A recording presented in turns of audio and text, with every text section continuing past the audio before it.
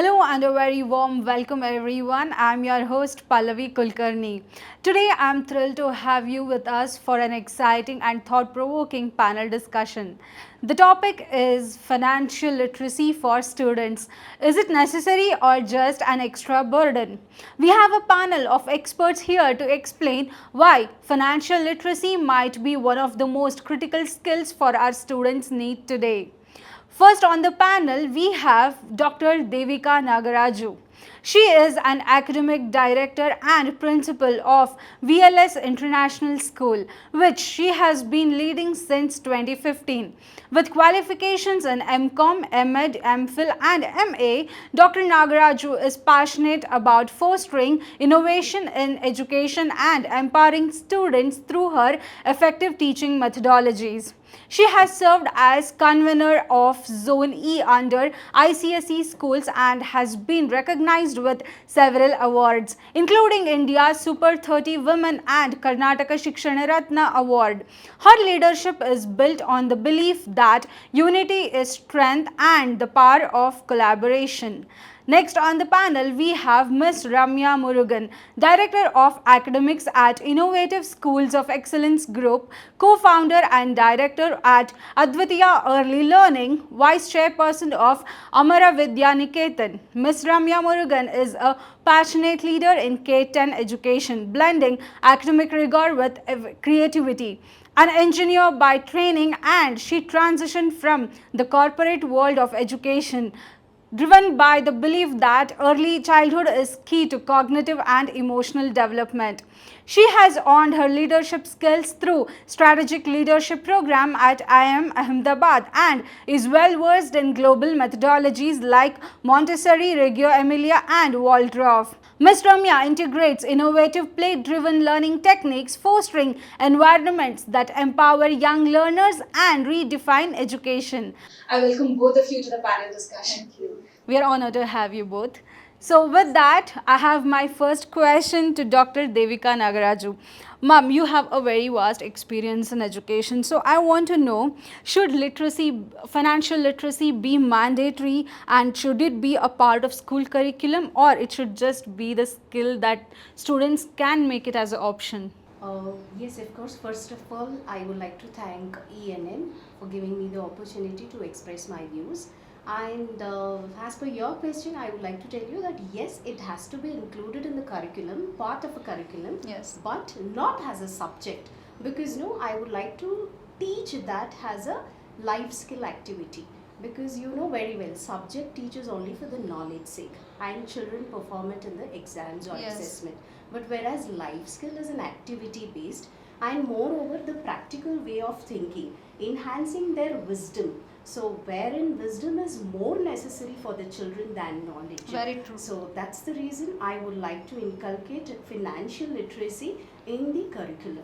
That's wonderful opinion that you have on the financial literacy. With that, my next question is to Ms. Ramya Murugan. So what are the potential risks of not teaching students about financial literacy?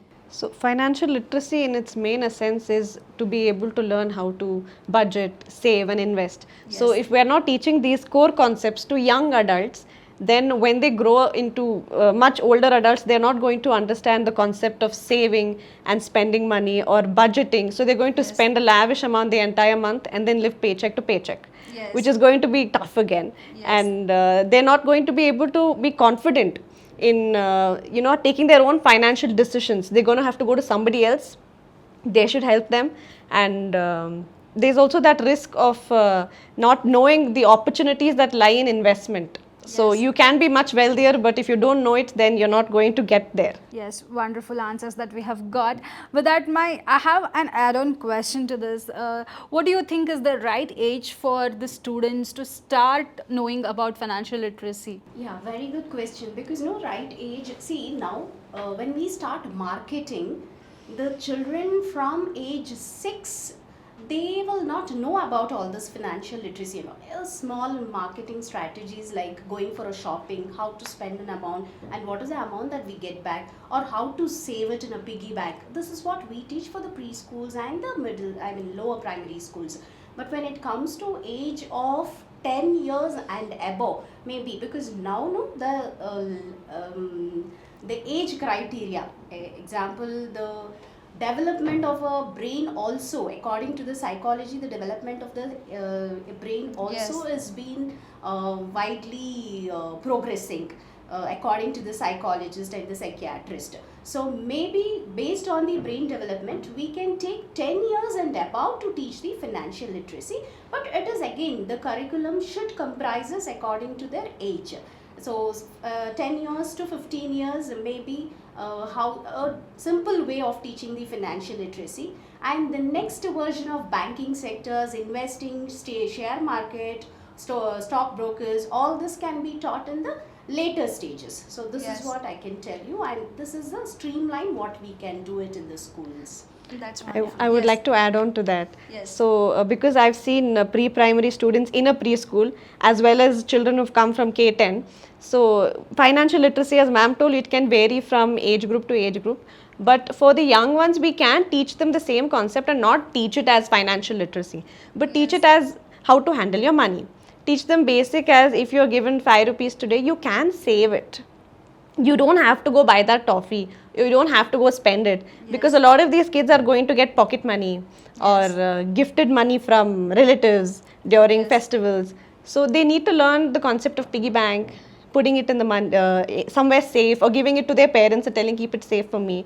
Even if they may not understand investing, budgeting, they can try this. Yes, wonderful. We have seen a lot of students telling that I got this for myself because I had saved it in a piggy bank. I broke it and I got this money. Yes, that's wonderful concept.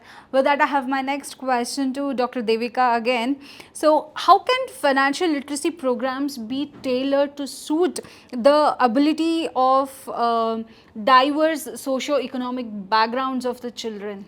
Yeah, socio-economic status in the city, it can be a low level status or high level, or a greater high level profile also. But this will be tailored to all the, and it suits for all the kinds of background or the status of the students, especially. And socio-economic, as we say, there are a lot of things we have to achieve the goals in our lives, especially as I said, the investment banking it may be, or a share market it may be, or so many other things like working on. So we go to the navigation of many sources in the socio-economic background or a status. So definitely it helps the students when it comes to the financial literacy. And the teach of financial literacy in each and every module should be theoretical as well as practical for the society, because they need to know, because vitamin M is more essential than any other vitamins. Very true. Yeah, so that is the reason we need to say the child that this is a currency, because now it may be a paper currency, next it may be AI intelligence, that is artificial intelligence, or a digital currencies. So we need to be prone to all this. So that's the reason for all the socio-economic background status, we need to teach financial literacy. Yes, this becomes a necessary of Than luxury, it is a necessary. Yes, it needs to be mandatorily taught in the schools to understand the basics of finances Not to the only in the students. school, and even in the houses also, the parents need to mold the students, and they need to know like where it has to be corrected, because in the school giving us like 8 hours of time, we teach them, or the life skill, whatever, as I told you, it should be a life skill activity. We will conduct the life skill activity, we can take them to the banks and otherwise, but wherever it is, like example, when they go for a picnic also, the parents should sit and talk to the children. The communication with the parents is also most essential. So that is also very important. So when parents are telling that, and when teachers are telling that, maybe where somewhere it goes and imbibe the children, and they start implementing this financial literacy, and later on stages what happens is it helps them in their job, or else like how the cyber securities and all, nowadays you have many cyber crimes and all. So it get related, too much of cyber crimes and all, maybe that activities also will come down. This is my point of view. Yes, that's wonderful, because there is integration of online transactions, Transactions, so yeah. which leads to a lot of cyber Cybercrime. crimes. Yes, that's wonderful point, ma'am. You're teaching children about digitized way of financial handling. Exactly. Yes, that's wonderful. With that, I have my next question to Miss Ramya. So we, India being a vast nation, there's a lot of category of schools. There are private schools, there are public schools, and again there are different status there. A few schools are extremely high level, where advanced level of teaching is given, but there are a lot of mediocre schools where teaching level is not that great, and then comes the government schools. So what is the difference between all these schools in giving students a financial literacy training?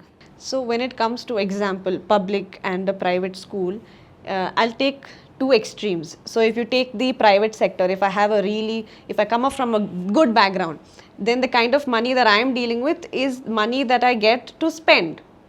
So if I'm coming from a public sector, public school, there I am dealing with money that I'm getting, trying to meet ends. And there the idea is to save and budget more. And the kind of awareness that happens in a much better school like a private school is more, because you probably have a financial literacy program or a course already made for them. In here we are trying to get them to come to school, get the attendance high, then on that you're going to try to teach them financial literacy. So it's a whole big game there, but it is essential to bring it there as well, because there is a gap in the kind of parents you deal with, the kind of students you deal with, the kind of households they come from. So you need to cater different kinds of teaching, but to both of them. To bridge the gap, we should be able to get more real life experiences into these. Give them examples. If you go to a bank, what are you going to do? If you go to a supermarket, how are you going to spend your money? Or if you have this much money, how are you going to make it, double it? Yes.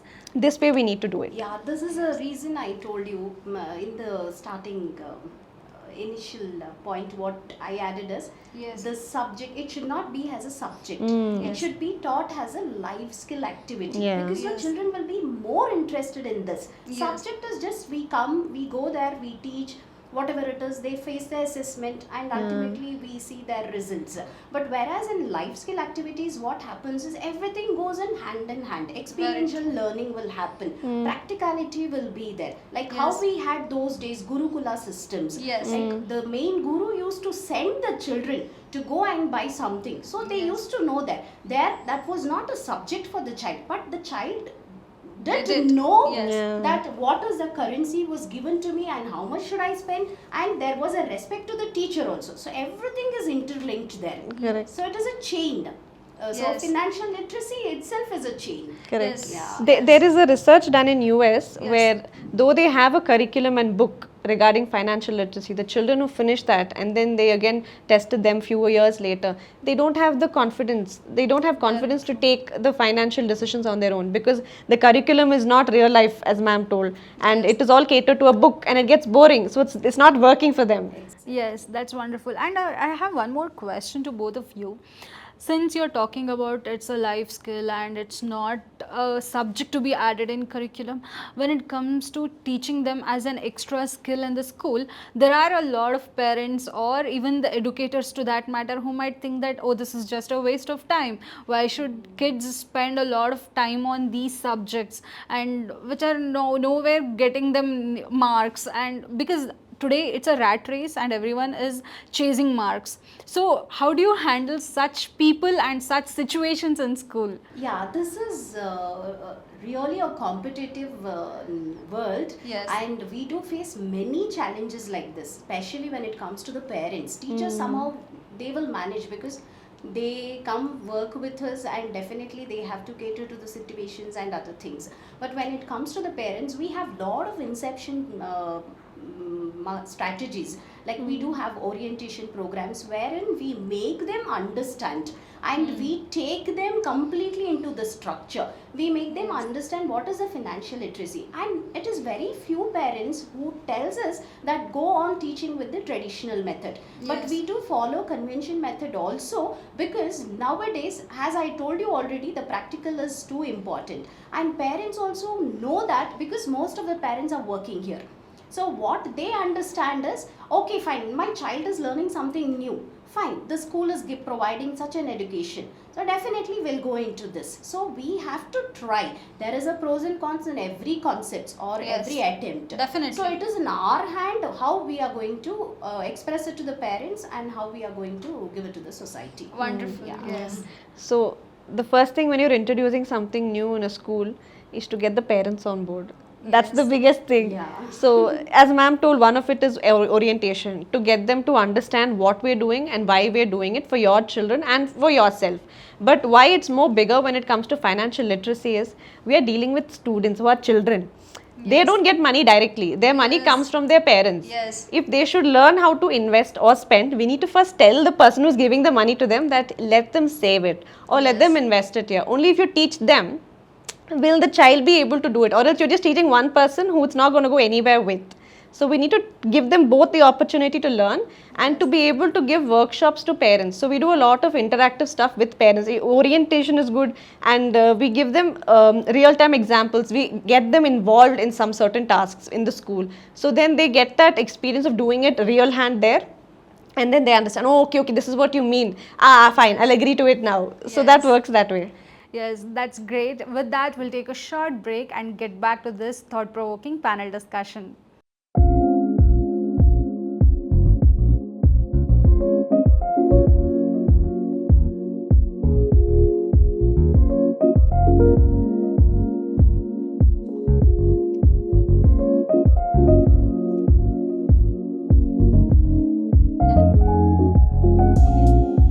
Renuka?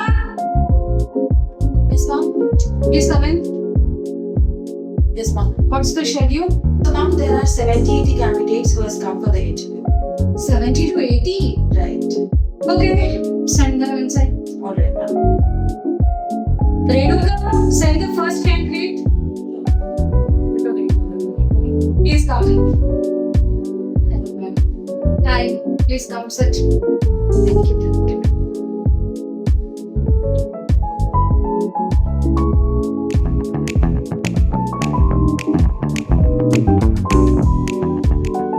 Thank you. Thank you. Renuka, send the next candidate. Where can we? Yes, please come in. But is a process can I say? Yeah, sure, please sit.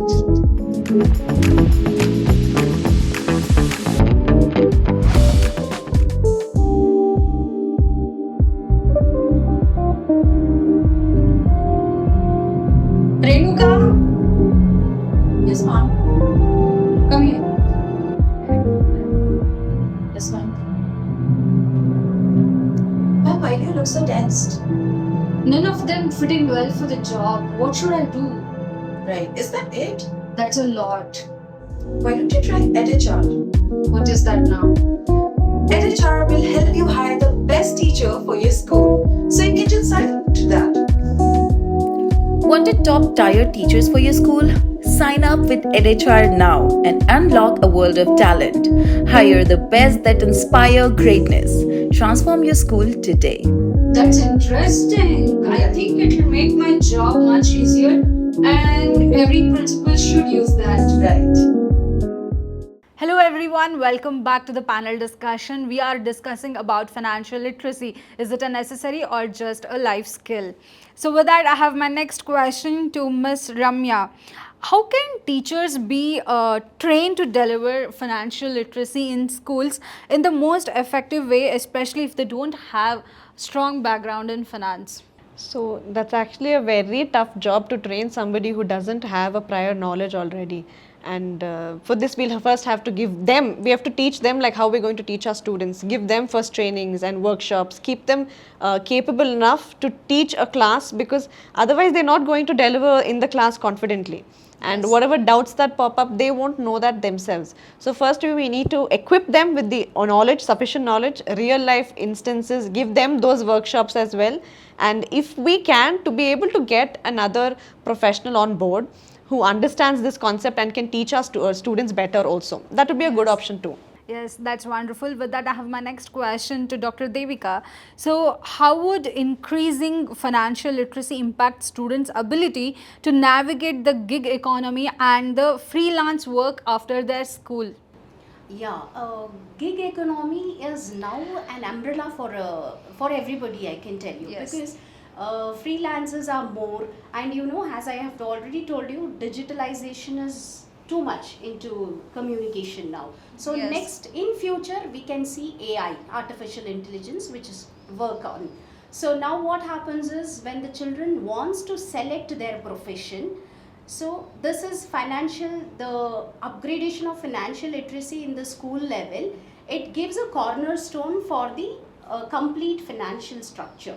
So what happens is children will learn everything in the school, the basic whatever I mean to say, and then they go for the advanced courses. And after school hours, if they are working as a freelancers, definitely it will help them, and it also helps their economic conditions or background of their family too.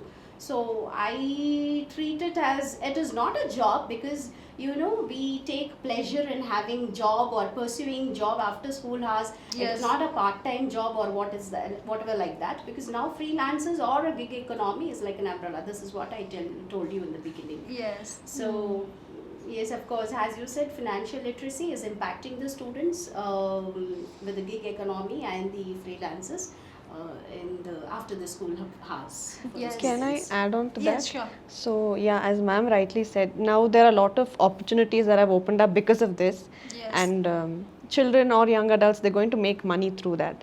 And Yes. if they don't understand the concept of financial literacy or financial independence, the money they get, there's a lot of freedom with it. They can easily spend it because it's their hard-earned money, which their parents have no right over.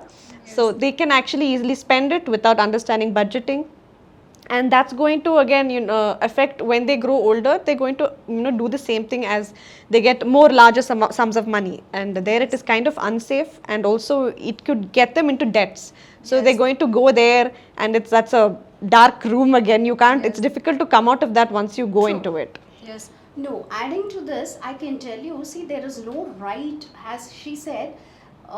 It doesn't come the question of right here, because no, we teach them how to deal with the money. But at the same time, this is basically when we are talking in the school level, the monitoring should happen by the parents. So when we are sending them as a freelancer, the monetary aspects should be controlled or monitored by the parents or the elders. Yes. So then maybe this doesn't take a diversion in the child's future. This is what I can say, because why I'm talking all about this is they will know the streamlining of the accounts, the budgeting, the investing, the saving, everything.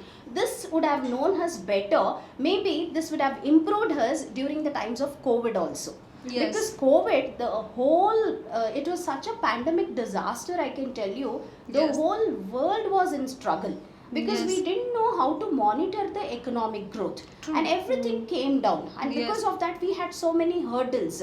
We had Yes. faced lot of situations, pandemic situations. So this would have not happened if financial literacy was taught to the students at that moment of time, I Yes. can tell you. Yeah, since we are talking about debts and the dark hole that it has created, so I want to ask one closing question as we have come to the conclusion of this discussion. So, the Gen Z, which is the prime of today's generation, so they are into a lot of credits and debts already, even before entering to their core career stage. So, what do you have to talk about that? Why is it happening? What is the main reason for that? And what is the long term impact of this? So, the question is open to both of you.